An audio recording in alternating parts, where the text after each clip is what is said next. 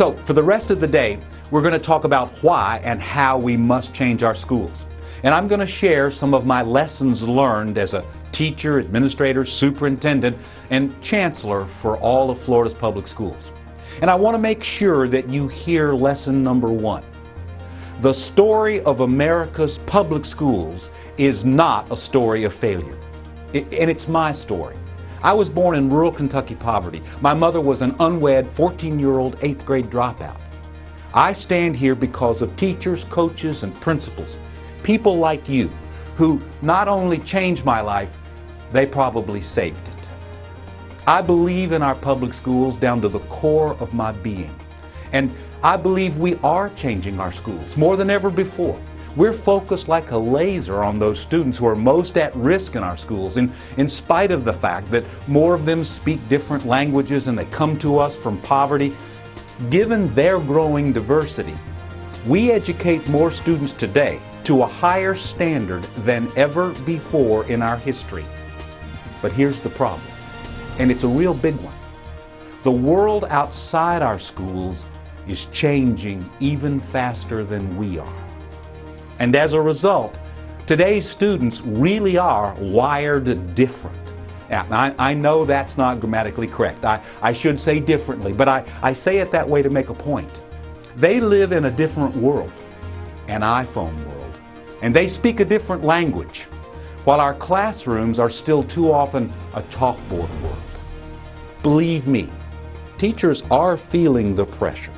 Oh, well, let's see, I guess one of the things that's really bothering me are all these concepts and trends and theories. I mean, they keep swimming around in my head like tiny little fishies. It's all right brain this and learning styles that. Do you know what I'm supposed to do? I'm supposed to be able to teach a left-handed, right-brained ENFP number 3 learner with facial intelligence in a sunny classroom at 2 p.m. on a Friday in May.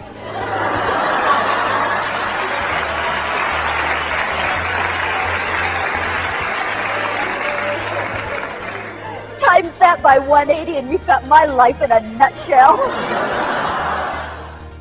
I'm sure you've all read or at least heard about that World is Flat book by Tom Friedman that got so much attention. Well, something he said really rang true for me. He said how we educate our children in the future will be more important than how much we educate them. Now, that's the important point for teachers.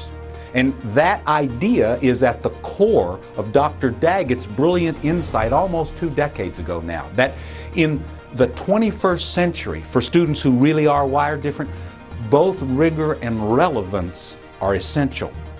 For today's students, we must close the engagement gap before we can begin to close the achievement gap.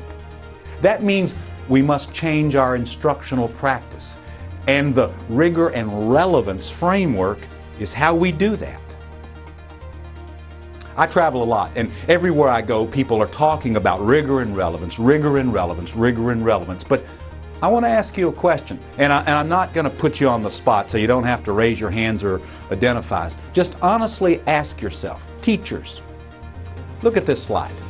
Do you really understand why and how a quadrant D lesson plan is different from one in the A quadrant? Principals, do you know what to look for in a lesson plan or an observation? Well, those are the questions that I'm here to answer. What we're finding at the International Center is that modern brain research is providing new support for the power of the rigor and relevance framework. This is a picture of the brain responding to visual stimuli.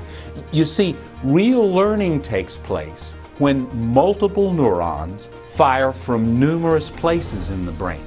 And the more this happens, the more these memories can be retrieved over time. In other words, learning must be connected and relevant to be remembered. We only remember things that have meaning for us. In short, use it or lose it. Let's use this map of the brain to illustrate the learning in each quadrant.